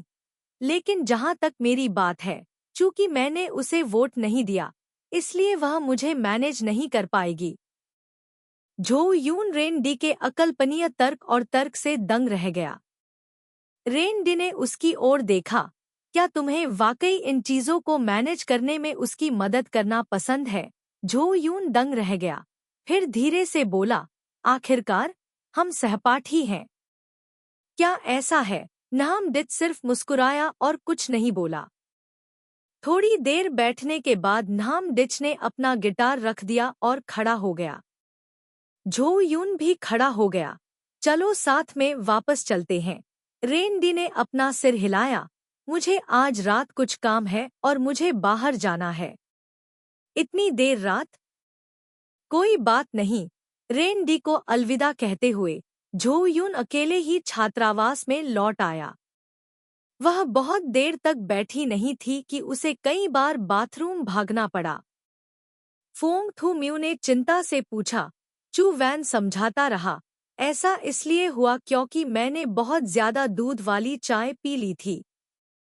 एक पुराने बार में संगीत जोर से बज रहा था। ली तुआन और काओ किएनहोंग दूसरी कक्षा के दो पुरुष छात्रों के साथ सोफे पर बैठकर बातें कर रहे थे।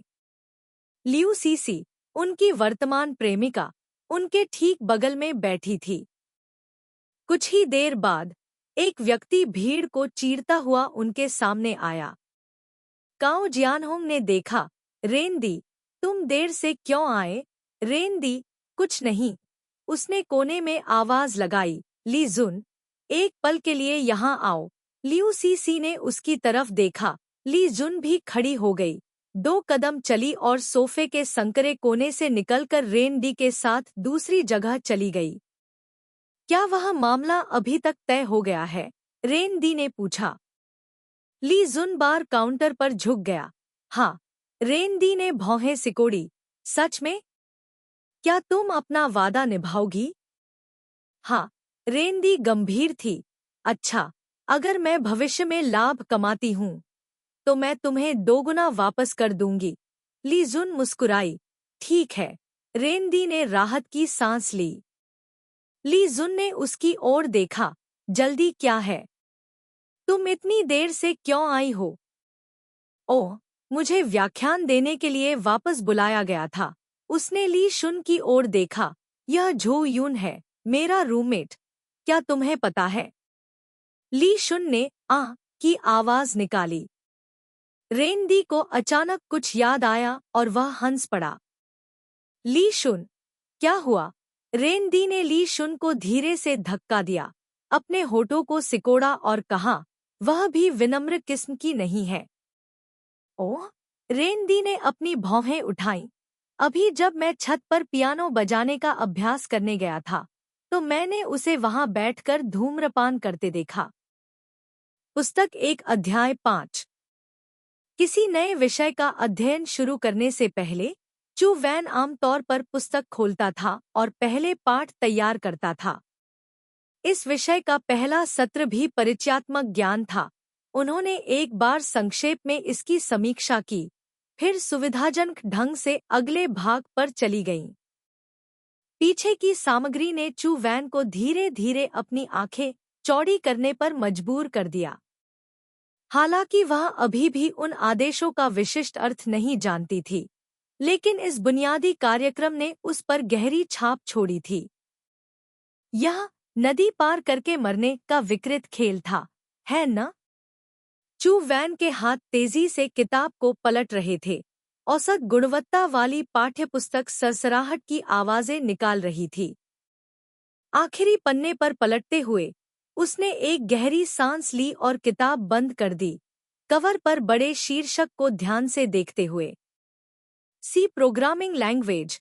स्नातक की परीक्षा समाप्त करने के बाद पहली बार झो यून को इस तरह के विषय के खिलाफ लड़ने की तीव्र इच्छा महसूस हुई। उस दिन उसने देर रात तक किताब पढ़ी और अगली सुबह 6 बजे से पहले वह पढ़ना जारी रखने के लिए जाग गई। जब तक वह कक्षा में गई तब तक उसने पहले 3 अध्याय याद कर लिए थे। सी प्रोग्रामिंग भाषा पढ़ाने वाले प्रोफेसर का नाम लैम था। वह उद्योग में एक प्रसिद्ध व्यक्ति था। वह केवल 50 वर्ष का था, लेकिन पहले से ही गंजा था। वह एक प्रोग्रामर के रूप में भी काम करता था, इसलिए वह और भी बूढ़ा दिखता था। वह बहुत मुस्कुराता था, इसलिए उसके चेहरे पर झुर्रियां भी उसी हिसाब से बढ़ गईं। सामान्य तौर पर वह एक बूढ़े आदमी की तरह दिखते हैं। अध्ययन करने की जगह मीडिया कक्ष है। इस तरह की कक्षा आलसी छात्रों के लिए बहुत अनुकूल है जो कक्षा छोड़कर चले जाते हैं। कंप्यूटर की पहली कुछ पंक्तियां चालू थी, जो अभ्यास कर रहे छात्रों को आकर्षित करने के लिए उत्साहपूर्वक गर्मी उत्सर्जित कर रही थी। केवल आधे घंटे के बाद यह पहले से ही बहुत घुटन भरा हो गया था। ये कंप्यूटर स्क्रीन एक ढाल की तरह काम करती है। जब तक प्रोफेसर पोडियम से नीचे नहीं उतरते तब तक किसी को पता नहीं चलेगा कि नीचे बैठे लोग सो रहे हैं या नहीं। घंटी बजती है। चू वैन की आंखें अनजाने में बाईं और दाईं ओर घूम गईं। वह नहीं आ रहा है? क्या इतना अहंकारी होना जरूरी है? जैसे ही मैंने यह सोचा, मैंने देखा कि विदाई भाषण देने वाले ली कक्षा में आ रहे हैं। शायद इसलिए कि वह अभी अभी अपनी दोपहर की झपकी से जागा था। लितुआन के सुनहरे बाल सुपर साइयन की तरह सीधे और अस्त व्यस्त खड़े थे। कक्षा में प्रवेश करते हुए वह सीधे पिछली पंक्ति में चला गया, लेकिन जैसे ही वह वहां पहुंचा, एक सहपाठी ने उससे कहा, यह मशीन चालू नहीं होगी, यह खराब हो गई है। ली शुन फिर से खड़ा हुआ और चारों ओर देखने लगा। चू वान मन ही मन मुस्कुराया। विश्वविद्यालय की कक्षा में पीछे की सीट पर बैठने के लिए हमेशा आम लोगों में लड़ाई होती थी। क्या वह यह नहीं समझता था और अभी भी झपकी ले रहा था? प्रोफेसर लैम ने अपनी पाठ योजना तैयार कर ली थी, अपना गला साफ किया था और व्याख्यान शुरू करने ही वाला था कि उसने देखा कि ली तुआन कक्षा के पीछे गर्व से खड़ा था। उसने ली तुआन की ओर हाथ हिलाया और चू वॉन की ओर इशारा किया। चू वॉन के दिल में तुरंत एक बुरी भावना पैदा हो गई। नहीं, नहीं, नहीं, नहीं, नहीं। प्रोफेसर लिन ने वास्तव में कहा, छात्र, यहाँ अभी भी एक खाली सीट है। झो यून ने अपने दिल में जोर से चिल्लाया, नहीं। सुपर सयान चला गया और बैठ गया। इस समय झो यून ने शांति से अपना सिर नीचे करके पाठ्यपुस्तक पढ़ी। प्रोफेसर लिन ने व्याख्यान देना शुरू किया। उन्होंने अपना चाय का प्याला उठाया और नीचे छात्रों के समूह से पूछा, क्या किसी ने पहले सी प्रोग्रामिंग भाषा का अध्ययन किया है? या क्या तुमने पहले कभी सी भाषा में कुछ छोटे प्रोग्राम लिखने की कोशिश की है? चू वैन ने चुपके से लाई तुआन की ओर देखा। अपना हाथ उठाओ, क्या तुम ही नहीं थे जिसने वह घटिया नदी पार करने से मौत हो जाएगी वाला मजाक लिखा था? यह देखकर कि किसी ने जवाब नहीं दिया, प्रोफेसर लैम मुस्कुराए। क्या तुम अब भी शर्मीले हो? उन्होंने अपना चाय का प्याला नीचे रख दिया। तुम जानते हो, अब सूचना प्रौद्योगिकी का युग है। कंप्यूटर विकास की गति बहुत तेज है। सभी प्रकार की प्रोग्रामिंग भाषाएं भी तूफान की तरह विकसित हो रही हैं। इन नई उभरती भाषाओं की तुलना में सी भाषा मेरे सामने खड़ी ऐसी है जैसे मैं धीरे धीरे बूढ़ी होती जा रही हूँ। प्रोफेसर लैम के कोमल चेहरे पर एक शरारती मुस्कान उभरी। लेकिन कहावत भी है कि अदरक जितना पुराना होता है उतना ही तीखा होता है। पुराने के भी अपने फायदे हैं। वह लोकप्रिय है और उसकी संरचना भी चुस्त है। भविष्य में चाहे आप एल्गोरिदम, कंपाइलर, डेटाबेस या सिस्टम ऑपरेशन का अध्ययन जारी रखना चाहें, सी भाषा से आपने जो कौशल सीखे हैं वे आपके प्रोग्रामिंग का आधार बनने के लिए पर्याप्त होंगे। लेकिन एक बात मैं आपको पढ़ना शुरू करने से पहले बताना चाहता हूँ। आपको इसे अच्छी तरह याद रखना चाहिए। यह केवल 7 शब्द हैं। योग्यता कौशल से परे है। नीचे छात्रों का समूह चुपचाप सुन रहा था। प्रोफेसर लैम ने अपनी उंगली उठाई। उनकी आंखें चमक रही थी। आप लोगों का इस स्कूल में प्रवेश पाना बहुत गर्व की बात है। लेकिन तुम्हें याद रखना चाहिए, तुम्हें अच्छे छात्रों की आम बीमारी में नहीं पड़ना चाहिए, जो केवल किताबों पर ध्यान केंद्रित करना जानती है। झो यून को लगा जैसे उसका गला घुट रहा हो। विश्वविद्यालय के 4 वर्षों में तुम कई प्रोग्रामिंग भाषाएं सीखोगे, लेकिन कोई फर्क नहीं पड़ता कि भाषा कौन सी है। तुम्हें याद रखना चाहिए कि चालों में मत खो जाना। तुम्हें निश्चित रूप से समस्या को व्यावहारिक दृष्टिकोण से देखना चाहिए, यहाँ तक कि सबसे सरल प्रोग्राम के साथ भी। ठीक है, अब मैं ये बातें कहता हूँ। मुझे डर है कि आप इन्हें पूरी तरह नहीं समझ पाएंगे। आप इन्हें सीखने की प्रक्रिया के दौरान धीरे धीरे महसूस करेंगे। अब सभी लोग स्क्रीन को देखें। चलो पाठ शुरू करते हैं। चू वान ने ध्यान से सुना कि प्रोफेसर लैम ने अभी क्या कहा था।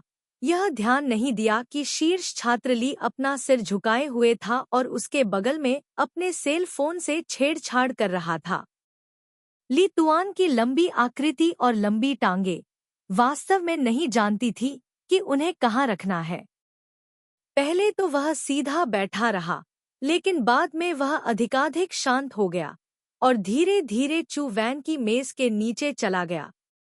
अंत में चू वैन को एक जापानी स्कूली छात्रा की तरह आज्ञाकारी बनना पड़ा। उसके पैर बंद थे, वह कुर्सी पर स्थिर बैठी थी, हिलने की हिम्मत नहीं कर रही थी। ओह, मेरे पैर इतने सुन्न हो गए थे, मैं बहुत हिलना चाहती थी। यह पाठ वास्तव में कष्टदायक था। इसलिए सबसे पहले सी भाषा सीखने का मतलब है इसका इतिहास और मुख्य बातें सीखना।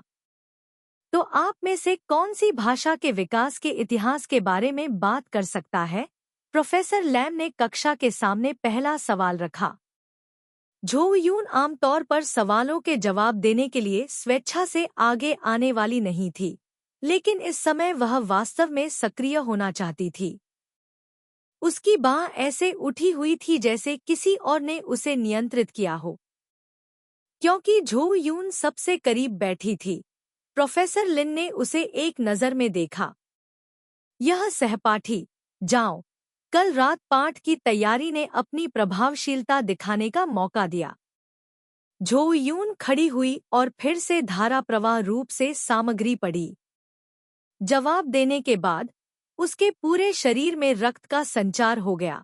उसे हल्कापन महसूस हुआ जैसे उसने अपनी सारी खुशी और उदासी शौचालय में बहा दी हो।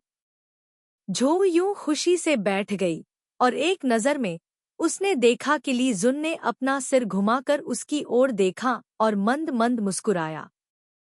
क्या यह तुम हो? अप्रत्याशित रूप से यह केवल अब था जब उसने मुझे देखा। चू वैन ने फिर भी विनम्रता से उसकी ओर सिर हिलाया। फिर उसने देखा कि ली तुआन ने मजाक में व्यंग्य किया, फिर अपना सिर नीचे करके अपने फोन से खेलना जारी रखा। प्रोफेसर लैम ने कहा, इसीलिए तुम लोग अभी भी शर्मीले हो। अभी मैंने पूछा था कि क्या कोई सी भाषा के बारे में जानता है, लेकिन किसी ने अपना हाथ नहीं उठाया। उन्होंने झो यून की ओर देखा। तुम्हारा नाम क्या है? झो यून ने जल्दी से जवाब दिया, झो यून। प्रोफेसर लैम ने कक्षा सूची खोजी, फिर उस पर निशान लगाया। मैं कक्षा का उप प्रमुख हूँ। झो यून ने अपना मुंह चौड़ा किया। मैं यह नहीं करना चाहता, गुरुजी। अचानक उसके बगल में एक हल्की हंसी सुनाई दी। चू वान ने पलट कर देखा। ली तुआन अभी भी अपना सिर नीचे किए हुए था। यह अज्ञात था कि वह उस पर हंस रहा था या फोन पर। पहला पाठ मुख्य रूप से बुनियादी ज्ञान था। यह पाठ के अंत तक नहीं था कि बुनियादी ज्ञान से संबंधित कुछ सामग्री थी। प्रोफेसर ने अपना व्याख्यान समाप्त किया ही था कि घंटी बजी। उन्होंने व्याख्यान देना बंद कर दिया और अपने कप का ढक्कन बंद कर दिया। जब आप प्रोग्राम लिखना समाप्त कर लें, तो आप घर जा सकते हैं। आपको अपना कंप्यूटर बंद करने की कोई आवश्यकता नहीं है। कक्षा के उप प्रमुख रुककर इसे जांचेंगे। तभी ली शुन ने अपना सेल फोन नीचे रखा और कुछ देर कीबोर्ड पर टाइप किया। कहा गया कि कुछ समय लग गया, लेकिन वास्तव में 5 सेकंड भी नहीं हुए थे कि वह उठकर चला गया। प्रोफेसर लैम ने झो यून को क्लास की सूची सौंपी। अगर किसी ने पढ़ाई पूरी कर ली है तो सही का निशान लगाएं, अगर नहीं तो उसे काट दें। आपने कड़ी मेहनत की है। कार्यक्रम बेहद सरल था और सभी छात्र पढ़ाई पूरी कर चुके थे। झो यून ने सूची ली और सबसे पहले ली शुन के कंप्यूटर पर नजर डाली। उसने स्पेस बार दबाया और स्क्रीन पर एक फ्लैश में टेक्स्ट की एक पंक्ति दिखाई दी। Hello world. झो यून ने इसे कुछ देर तक देखा, फिर पता नहीं क्यों वह जोर से हंस पड़ी। स्कूल के आधे महीने से ज्यादा समय के बाद कक्षा के कई सदस्यों द्वारा सुबह की सेल्फ स्टडी छोड़ने की आवृत्ति इतनी ज्यादा थी कि होमरूम टीचर को व्यक्तिगत रूप से लड़ने के लिए बाहर आना पड़ा। चू वैन ने लंबे समय से भविष्यवाणी की थी कि यह दिन आएगा, और उसने यह भी महसूस किया कि गोल्डन फर बीस्ट और क्रीम पाई गर्ल के अजीब व्यक्तित्वों को देखते हुए होमरूम शिक्षक निश्चित रूप से एक भयंकर लड़ाई लड़ेंगे। लेकिन उसकी उम्मीदों से परे यह युद्ध शुरू होने के 2 दिन बाद ही खत्म हो गया था। तो क्या इसका मतलब यह था कि ली तुआन का समूह सुबह की स्व अध्ययन कक्षा में ठीक से गया था? बिल्कुल नहीं। क्या इसका मतलब यह है कि होमरूम शिक्षक उनका प्रबंधन नहीं कर सकते? हमेशा नहीं। यह खबर बाद में फोंग थू म्यू ने चू वैन को बताई। ली तुआन का उल्लेख करते हुए कोई वास्तव में कुछ बुरी और विधर्मी चालों के बारे में सोच सकता है। जिस रात होमरूम शिक्षक उससे बात करने वाले थे, उससे ठीक पहले उसने विभाग को तैयार दस्तावेजों की एक श्रृंखला प्रस्तुत की। अगले दिन डीन ने व्यक्तिगत रूप से नए छात्रों के लिए प्रैक्टिकल टेक्नोलॉजी सोसाइटी की स्थापना को मंजूरी दे दी। इस टेक्नोलॉजी सोसाइटी के पास 3 विशेषाधिकार हैं। 1. अभ्यास समूह एक पाठ्येतर कक्षा के रूप में कार्य करता है। दूसरा, एसोसिएशन के सदस्य अपने क्रेडिट में वृद्धि करवा सकते हैं। तीसरा, अगर एसोसिएशन में कोई गतिविधि है तो आपको स्व अध्ययन कक्षाओं से छूट दी जाती है। यह सुनकर चू वान अवाक रह गया। वह 24 घंटे गतिविधियों की अनुमति देने का इरादा रखता है? यह सही है। 24 घंटे। मौसम की स्थिति चाहे जो भी हो, हमेशा खुला रहता है। फोंग थू म्यू ने अपनी जांघ पर थपकी दी। यह अच्छा है, यह अच्छा है। आखिरकार, मुझे अब स्व अध्ययन की आवृत्ति के बारे में चिंता करने की जरूरत नहीं है। नाम के लिए इस एसोसिएशन का नेता विभाग का प्रमुख है, लेकिन वास्तव में वह शायद ही कभी दिखाई देता है। सब कुछ ली जुन द्वारा प्रबंधित किया जाता है। इसके विपरीत प्रोफेसर लैम बहुत रुचि रखते थे। नाम के लिए तो वे प्रशिक्षक थे, लेकिन जब भी उन्हें खाली समय मिलता, वे केंद्र में जाकर स्थिति का जायजा लेते, भले ही उनके पास करने को कुछ न हो। जैसे ही यह खबर फैली, पूरे विभाग में हड़कंप मच गया। उस दौरान अफवाहें बर्फ के टुकड़ों की तरह उड़ रही थी। लेकिन विषय बहुत सुसंगत था और लोग ली शुन की पारिवारिक पृष्ठभूमि के बारे में अटकलें लगा रहे थे। हर कोई वास्तव में इतना जादुई और खुले विचारों वाला था। झो यून ने लगभग हर दिन एक अलग संस्करण सुना, लेकिन हर संस्करण इतना जीवंत है, ऐसा लगता है जैसे यह सच हो। दिन अभी भी पहले की तरह शांति से बीतता है। एक दिन चू वान अपना होमवर्क प्रोफेसर लैम को सौंपने गया और उसके साथ बैठकर चर्चा करते हुए ली तुआन से मिला। प्रोफेसर लिन चश्मा पहने हुए थे, ली शुन के पर्सनल कंप्यूटर पर काम कर रहे थे। उनकी निगाहें इतनी गंभीर थीं कि झो यून की हिम्मत नहीं हुई कि वे उनके पास जा सकें। आखिरकार उन्होंने चर्चा पूरी कर ली। ली शुन ने अपना लैपटॉप हाथ में रखा और बाहर चले गए। वे झो यून से टकरा गए। उन्होंने अपनी ठुड्डी ऊपर उठाई, उदासीनता से अभिवादन किया। ओह, कक्षा के उप प्रमुख। झो यून ने प्रोफेसर लिन की मेज पर होमवर्क रखा। उन्होंने मुस्कुराते हुए चाय पी। वे बहुत अच्छे मूड में लग रहे थे। इस समय एक प्रोफेसर वहां से गुजरा और उसे चिढ़ाते हुए बोला, आपके छात्र बहुत ही व्यक्तिवादी हैं। प्रोफेसर लैम ने कुछ शब्द बुदबुदाए। दूसरे प्रोफेसर ने कहा, ऐसा लगता है कि अफवाहें बहुत ही खतरनाक हैं। प्रोफेसर लैम ने भौहें सिकोड़ते हुए कहा, यह सब फर्जी खबरें हैं। मैं तुम लोगों को बताऊंगा। दूसरे प्रोफेसर का फोन अचानक बज उठा। दूसरी तरफ से प्रोफेसर लैम को अलविदा कहा। फोन का जवाब देने के लिए मुड़ा। प्रोफेसर लैम अपना गुस्सा नहीं निकाल सके, इसलिए उन्होंने अपना सिर घुमाया और झो यूं से कहा, मैं तुम लोगों को बताऊंगा। ओह ठीक है, तुम लोगों को बाद में पता चल जाएगा। तुम्हारा क्या मतलब है? चू वान 2 सेकंड के लिए स्थिर खड़ा रहा। अगर तुम कुछ जानते हो तो बस कहो। प्रोफेसर लैम ने होमवर्क के बारे में बात करना शुरू कर दिया और इस तरह विषय का अंत हो गया।